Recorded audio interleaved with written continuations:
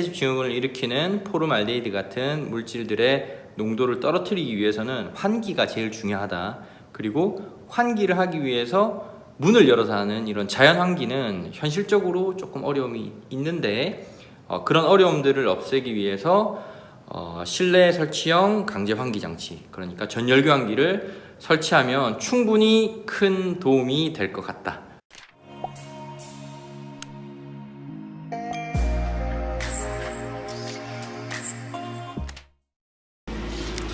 안녕하십니까. 행복한 집 솔라하우스 솔라우스입니다. 지난 1차 랜선 집들이 이후에 그렇게 공정이 많이 진행된 건 없고요. 오늘 지금 몇 가지 작업을 하고 있는데 마당 정지 작업하고 흙이 좀 공사하면서 꺼지는 부분이 있었습니다. 이제 그 부분 정지 작업, 그리고 도시가스가 안 들어와서 LPG 공사 마무리, 그리고 집 앞에 그 전봇대 공사를 한전에서 나와서 지금 하고 있습니다.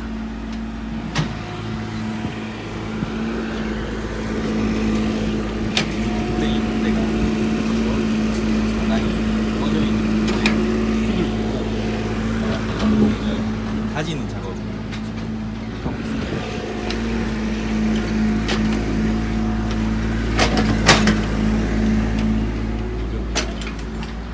한전에서 나와서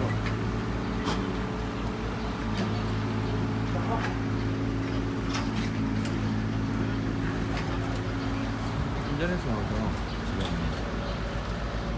전봇대 연결 공사를 하고 있습니다. 지금 저 앞에 보이시는 전봇대를 지금 옆집에 간섭이, 옆에도 지금 그 건축 허가가 났거든요. 그래서 옆집에 지금 간섭이 되기 때문에 전봇대를 하나 신설을 해야 된다고 해서 하나 뽑았습니다. 그래서 지금 전기인입 공사를 한전에서 나와서 지금 하고 있습니다. 하고 있고요. 지금 저쪽에서는 도시가스 업체, LPG 업체에서 LPG 그 설치 공사 마무리를 하고 있습니다. 그 예전에도 그런 게 있었나 모르겠는데 요즘에는 그 LPG 가스도 가스 공사 필증이 나와야 된다고 해서요. 그래서 그 가스 전문 업체에서 나와서 지금 공사하고 있습니다. 일단은 지금 행정적인 절차는 이렇게 마무리를 좀 해놓고 준공 서류를 접수해서 건축물 대장에 건물이 이제 준공이 나서 건물이 올라오게 되면은 그 이후에 뭐 태양광 공사라든지 아니면은 펜스 설치 공사라든지 이런 부분을 추가로 또 진행할 생각입니다. 그 사이에 또 이사를 할 거고요. 그래서 이제 입주가 거의 얼마 남지 않았기 때문에 오늘 제가 하려고 하는 이야기는 바로 실내 공기질에 대한 이야기를 하고자 합니다. 제가 저희 부모님께 지어드리는 이 집을 지을 때 가장 주안점에 뒀던 것은 바로 첫 번째는 에너지 절약이고요. 그다음에 두 번째는 깨끗한 환경이었습니다.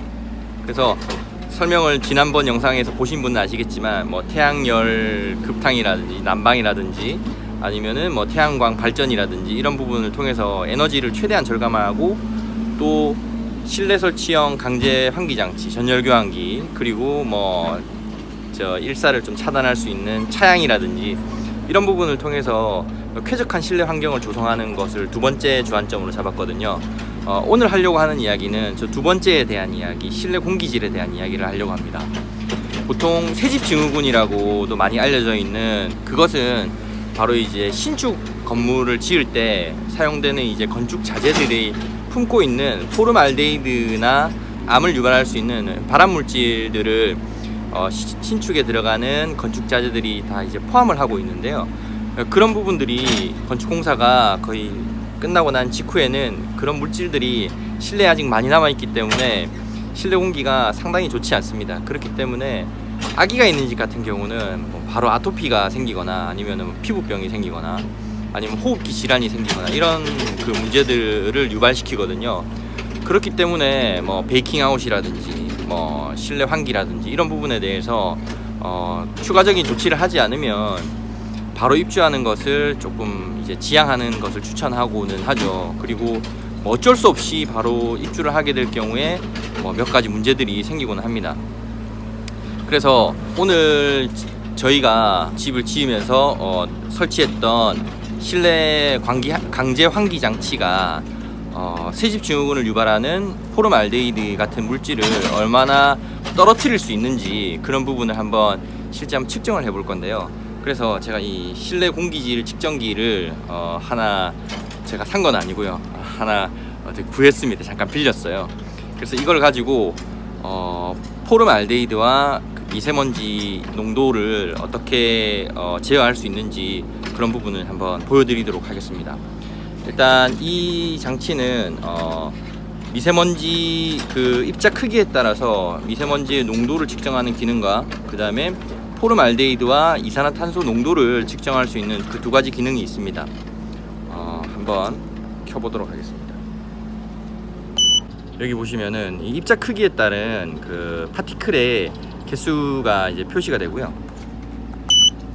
그 다음에 이렇게 HCHO 그러니까 포름알데히드 그 다음에 CO2의 농도가 이렇게 표시가 되게 됩니다. 한번 지금 야외에서 한번 측정을 해보도록 하겠습니다. 샘플링 시간은 약 35초 정도 걸리고요.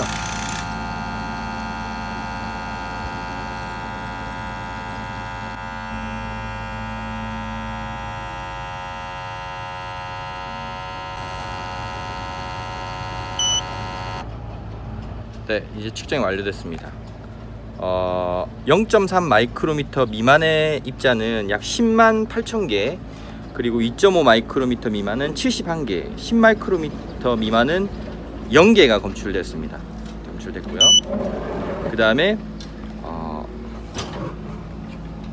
포름알데히드 농도는 0이고요. CO2 농도는 400ppm 정도가 나왔습니다. 네.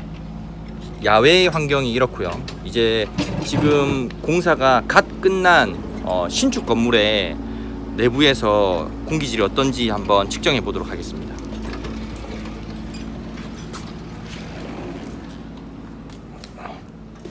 실제로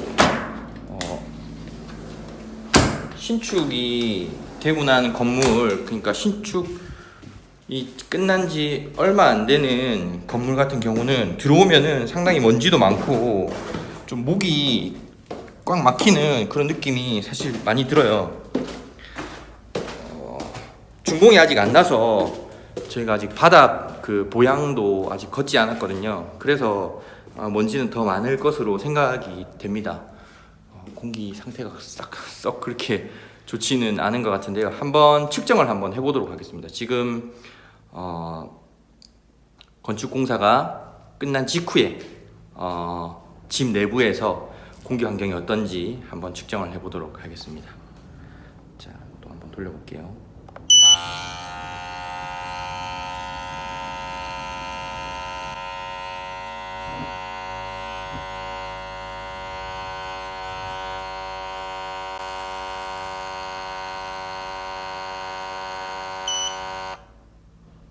예.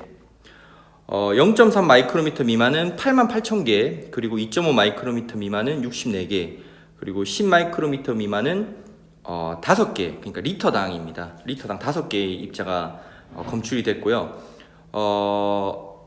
입자가 작은 그 사이즈의 입자는 그 외부보다 개수가 좀 적고, 사이즈가 좀 큰 입자, 그러니까 우리가 직접적으로 체감을 할 수 있을 정도의 큰 사이즈의 입자는 개수가 좀 더 많아진 것을 알 수 있습니다.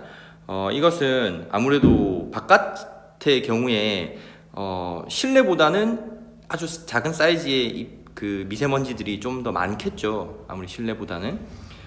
실내는 이제 밀폐되어 있는 공간이니까요. 근데 이제 실내 같은 경우는 건축 공사가 이제 거의 끝나서 청소도 아직 안 된 지저분한 상황이기 때문에 큰 사이즈의 먼지 입자가 더 많은 것 같습니다. 그렇게 나와 있고요. 그 다음에 포름알데히드의 농도는 아까 1100 지금 빛이 좀 반사되고 네, 네, 약 2000 포름알데히드의 농도가 약 2000이 좀 넘어가네요. 그 다음에 CO2 농도도 좀 올라갔습니다. 지금 제가 읽어드리면 포름알데히드의 농도가 2046 마이크로그램 퍼 큐빅미터입니다. 그리고 CO2 농도는 약 800ppm 정도 돼 있거든요. 그러니까 바깥보다 CO2 농도는 약 2배 정도가 더 올라가 있고, 그 다음에 포름알데히드 농도는 사실 엄청나게 많이 올라가 있습니다. 지금 109까지 올라가는데요. 2100 마이크로그램 퍼 큐빅미터 같으면은 ppm으로 환산했을 때 약 한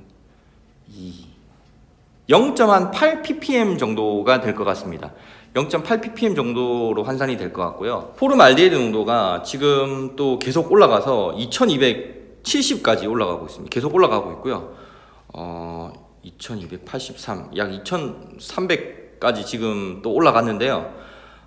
이 정도 농도가 ppm으로 환산했을 때는 어느 정도냐 하면 약 한 1 ppm 정도의 양이라고 하면 됩니다. 1 ppm 정도가 어느 정도의 기준치냐 하면, 여기에서 5년 동안 살았을 때 10,000명 중에 한 14명 정도가 암에 걸릴 수 있는 그 정도의 그 높은 포름알데히드 농도거든요. 그러니까 여기에서 아기들이 산다면 그 아토피는 반드시 걸릴 수밖에 없는 그 정도의 포름알데히드 농도라고 할 수 있습니다. 엄청 높은 거죠. 그러니까 어떻게든 저희도 입주를 하기 전에 여기에 이 집에 포름알데히드 농도를 최대한 많이 떨어뜨려야 됩니다. 민감한 아기들일 경우에는 1 ppm이 아니라 0.04 ppm 정도부터 아토피에 대한 증상이 생기곤 한다고 하니까, 지금 여기에는 좀 치명적이라고도 할 수 있겠죠. 제가 여기에서 이야기를 하는데도 조금 그 목이 좀 칼칼할 정도의 그런 느낌이 좀 들거든요. 제가 일단은 제가 설치했던 전열 교환기를 한 2시간 정도 돌려보고, 그 2시간 뒤에 실내의 그 포름알데히드 농도가, 그리고 미세먼지 농도가 얼마나 차이가 있는지 한번 확인을 해보도록 하겠습니다. 네, 2시간 정도 한번 돌려보겠습니다. 네, 전열 교환 장치를 가동시켜 보겠습니다. 일단은 풍량은 이제 최대로 해서 작동을 할 거고요.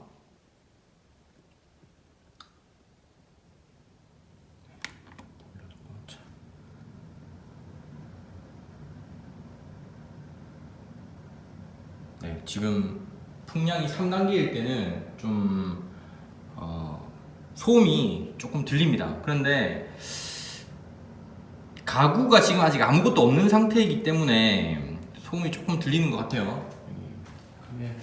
여기에 설치가 되어 있고, 공기가 아마 나오는 쪽에, 이쪽에서 아마 그 소리가 아마 좀 들릴 겁니다. 공기가 나오는 소리요. 그런데 실제로 저희가 이제 냉장고 같은 경우에서, 그 냉장고나 김치냉장고 같은 경우에는 뒷부분에서 나오는 이제 컴프레서 소음이나 아니면은 이제 집안에 일반적인 그 가전장 기구들이 내는 일반적인 작은 소음이 있습니다. 그런 소음에 묻히지 않을까 생각이 돼요. 나중에 그 가구 배치가 다 끝나고 나서 소음 측정을 다시 한번 해보도록 하겠습니다. 그런데 일단은 새집 증후군에 문제를 발생하는 포름알데히드 농도를 조금 떨어뜨리는 게 지금 목적이니까, 풍량을 일단 최대한 강하게 해서 외부 환기를 좀 시켜보도록 하겠습니다. 외부 환기를 하면서 포름알데히드 농도의 변화와, 그리고 먼지의 농도가 어떻게 변해가는 추이를 보이는지 한번 측정해 보도록 하겠습니다. 2시간 있다가 다시 한번 확인해 보도록 하겠습니다. 1 hour later. 네. 아까 전열 교환기를 가동시켜 놓고 지금 1시간 정도가 지났습니다. 지금 아까 한 12시 반이었는데요. 지금 한 1시 반 정도가 되어 있습니다. 그래서 1시간 정도 지났는데, 원래는 2시간 정도 기다려보고 측정을 하려고 했었는데, 뭐 보일러도 좀 손을 봐야 될 것 같고, 여러 가지 그 저해 요인이 좀 생길 것 같아서, 일단 1시간 만에 어떤 효과가 있는지 한번 보기 위해서 바로 이제 1시간 뒤에 측정을 해보는 걸로, 그래서 어떤 추세를 보이는지 이걸 한번 알아보도록 하겠습니다. 일단 좀 켜고, 네, 네, 계속 돌아가고 있고요. 아까부터 저 앞에 두 개의 팬카바에서 지금 외부의 공기가 전열 교환되어서 실내로 유입되고 있습니다. 저 주방에서는 저 두 군데에서 지금 밖으로 빨아내고 있고요. 그래서 실내에서 기류는 계속 순환하고 있을 겁니다. 자, 한번 측정 한번 해보도록 하겠습니다.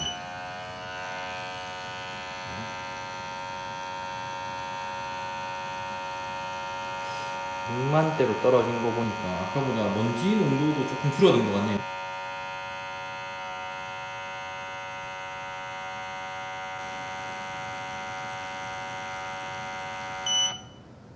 네, 지금 보시는 바와 같이 0.3 마이크로미터 미만이 67,000개 정도, 68,000개 정도 되네요. 그리고 2.5 마이크로미터 미만이 17개, 그 다음에 10 마이크로미터 미만이 2개 정도. 아까보다 실제로 이 먼지 개수도 조금 줄어든 것 같습니다. 예. 그리고 포름알데히드 농도 한번 보겠습니다. CO2 농도 똑같고요. 포름알데히드 농도는 약 한 700 마이크로그램,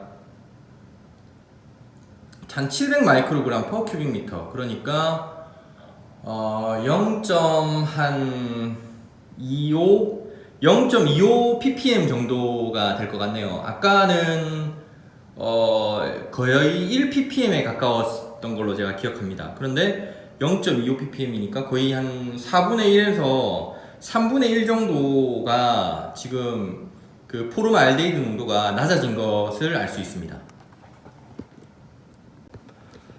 네, 그 측정 결과를 보니까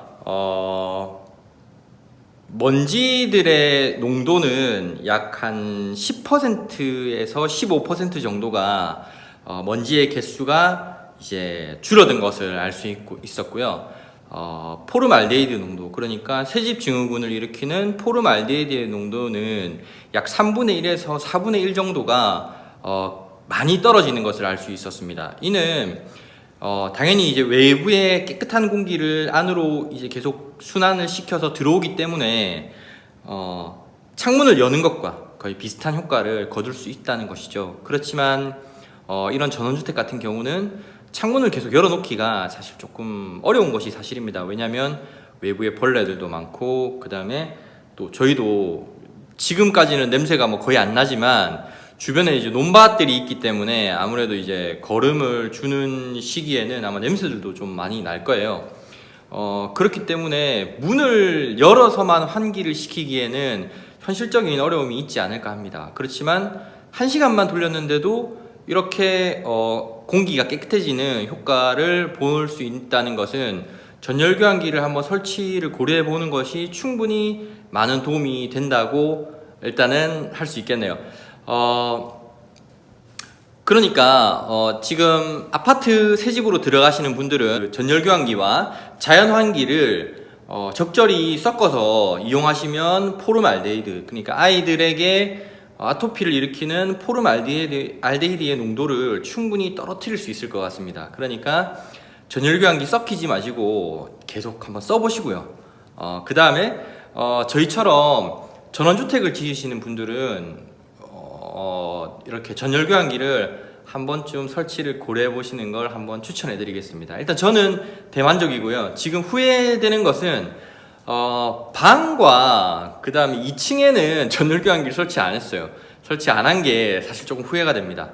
기왕 할 때 그냥 싹 덕트 공사를 해버렸으면은 집 전체가 좀 깨끗한 공기가 됐을 텐데 저희도 이제 처음 해보는 시도이고 여기에 대해서 잘 아시는 분들도 거의 없었어요. 그 일반 전원주택 건축업자들 분들께서는 모르시는 분들이 아직 많으셔가지고 자료를 못 구했었습니다. 그래서 인터넷에 있는 것만 찾아보고 했었는데 그 부분이 조금 후회가 되네요. 근데 지금은 어떻게 할래 할 수가 없습니다. 방 같은 경우는 공기청정기나 다른 어떤 방법을 강구를 해야 될 것 같고요. 실제로 제가 들어와서 1시간 정도 전열교환기를 돌리고 나서 들어와서 체감상 느껴지는 공기의 질도 조금 숨쉬기가 편해지는 것 같습니다. 지금 창문을 다 닫아 놓은 상태거든요. 외부에 사람들이 들어올 수도 있기 때문에 창문을 다 닫아 놓은 상태이기 때문에 이 정도 밀폐된 공간에서 뭐 이 정도 이 숨쉬기가 그렇게 많이 불편하지는 않습니다. 아까에 비해서는. 아까는 좀 많이 힘들었었거든요. 저희가 이제 입주를 하고 나서, 부모님께서 입주하고 나서 지속적으로 전열교환기를 통해서 강제 환기를 하면 새집 증후군을 충분히 좀 더 빨리 없앨 수 있지 않을까 하는 생각이 듭니다. 그리고 입주하기 전까지 며칠 시간이 남았는데요. 그동안 새집 증후군을 일으키는 VOC, 그러니까 포름알데히드나 아니면 유독성 가스들을 없앨 수 있는 베이킹아웃 방법을 생각이 날 때마다 제가 와서 해볼 생각입니다. 베이킹아웃이라는 것은 보일러를 세게 틀어서 이제 몇 시간 동안 집 전체를 가열시켜서 그 포름알데히드 같은 그런 물질들은 좀 휘발성이 강하거든요. 그러니까 그 물질들을 이제 이런 건축 자재에서 날려버림으로써 그 물질들을 밖으로 이제 배출하는 어떤 그런 방법입니다. 그 방법을 하는 영상을 다음번에는 찍어서 어떤 효과가 있는지, 그리고 실제로 공기질에 어떤 영향을 주는지, 포름알데히드 농도가 한 번 할 때마다 얼마나 떨어지는지 한번 그것을 실측해서 정보를 드리도록 하겠습니다. 새집 증후군 때문에 고생하시는 분들께 좋은 정보가 되었으면 좋겠고요. 그리고 저희처럼 전원주택을 지키시거나 아니면은 새로 이제 리모델링을 하시는 분들께 좋은 정보가 되었으면 좋겠습니다. 지금까지 시청해 주셔서 감사하고요. 요약하자면 실내 새집 증후군을 일으키는 포름알데히드 같은 물질들의 농도를 떨어뜨리기 위해서는 환기가 제일 중요하다. 그리고 환기를 하기 위해서 문을 열어서 하는 이런 자연 환기는 현실적으로 조금 어려움이 있는데 그런 어려움들을 없애기 위해서 실내 설치형 강제 환기 장치, 그러니까 전열교환기를 설치하면 충분히 큰 도움이 될 것 같다 하는 게 오늘의 요점입니다. 지금까지 시청해 주셔서 감사합니다. 왼쪽에 구독 버튼과 오른쪽에 다른 영상도 보고 가세요.